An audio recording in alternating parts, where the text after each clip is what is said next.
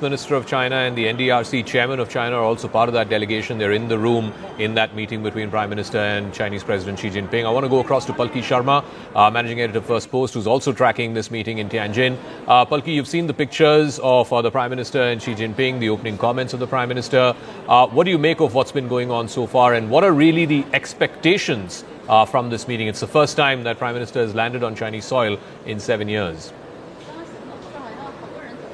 Yes, the first time since Wuhan, and a lot of water has flown down the Brahmaputra in all these years. We've had a rocky relationship and we've seen a reset in the making. We saw the thaw in Kazan. So the second meeting really between Prime Minister Modi and President Xi Jinping in the last 10 months.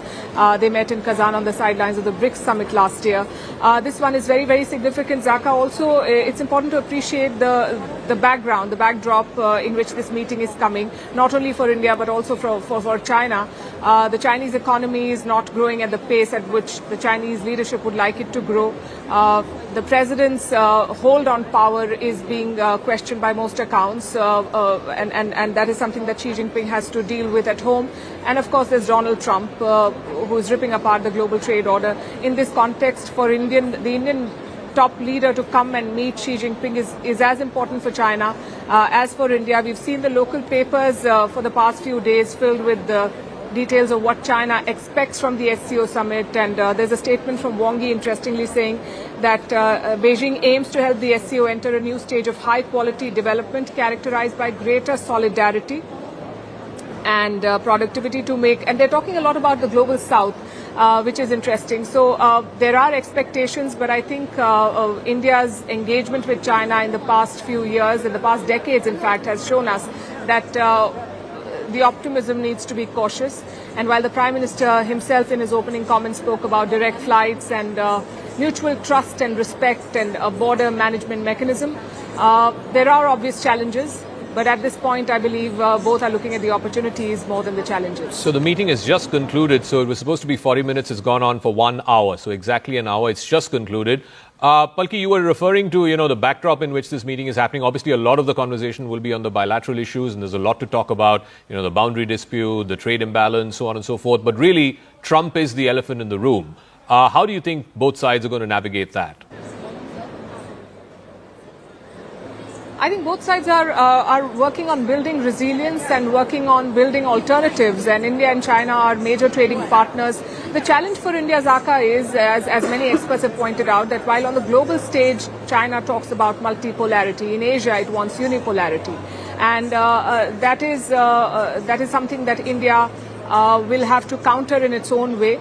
Like I said, at this point they're exploring convergences, but I'm sure Donald Trump and his team would be watching the images coming out of Tianjin this weekend to see the leaders of India, China and Russia. And of course, this is a bigger gathering, more than 20 leaders coming together here. There are, 10 member countries, 2 observer states, 14 dialogue partners. And if you see the front page of the China Daily, yesterday Xi Jinping held a meeting with 10 different leaders, if I could show it to your viewers, including KP Sharma Oli of Nepal, the leaders of Myanmar, Kazakhstan, Egypt.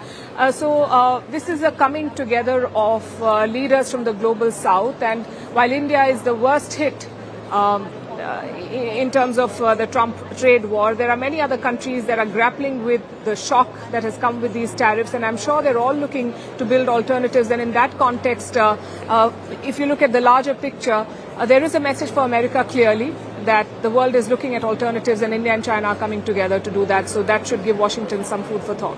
All right, Palki, we'll leave it at that. Thank you very much. Palki Sharma, Managing Editor, First Post, reporting for us from Tianjin, where the SCO summit is happening. And this meeting, the bilateral meeting between Prime Minister Modi and President Xi Jinping, is just concluded. Rahul is there for us. Rahul, so it was supposed to be 40 minutes. It went on for an hour. Clearly, lots to talk about between the two principals. What are you hearing in terms of what are the sort of broad spectrum areas that they touched upon? Well, we're trying to press our sources to come out with something, give us something here to talk about, but we haven't heard back from them. I'm monitoring constantly my WhatsApp to get updates, but initially when we were given a bit of a briefing yesterday, we were told that 2 or 3 issues would be discussed. Outcomes weren't, of course, talked about, but three issues were definitely on the table. One, of course, was the trade issue. One was the resolution of border troubles between the two countries, and very, very importantly, the issue of the cooperation, military cooperation between China and Pakistan. And I just want to highlight something. Here is the China Daily in my hand, Zach, and you can see the headline, the Shanghai Five at 25, how the solution of border issues led to the creation of a new type of transnational organization. So China moved very quickly to resolve its border troubles with some of these five countries, including Russia, Kyrgyzstan, and Tajikistan and Kazakhstan, but has let the issue with India hang fire now for decades altogether. So that tells you that, look, the Chinese are perceive a threat from India's rise. They don't want to vacate the space here in Asia for a country like India, which has been a civilizational power.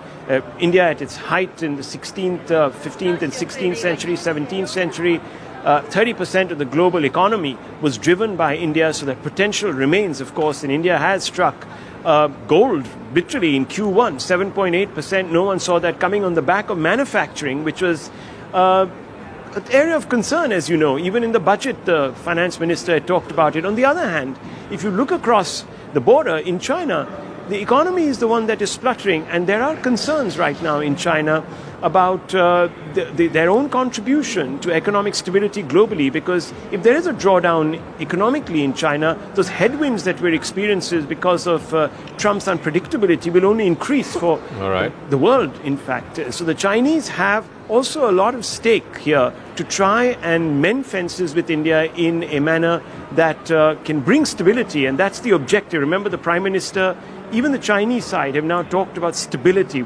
Stability is a big word. Trust and stability are big words. You can only have a stable relationship when you have trust that is pouring back into the relationship, almost like oil to lube the engines. And if you don't have that, you've got a problem. So the border issue needs to be resolved, and perhaps this is the best time. And China, perhaps, as you know, there has been talk about the president's position, in fact, within China itself, being called into question increasingly globally by analysts. So the Chinese have quite at stake here to ensure that stability is built in these ties. Deploying troops for both sides is an expensive proposition, and I don't think anyone wants to sort of encounter those expenses as we go further, especially when you're encountering global headwinds of the kind that we're seeing now. So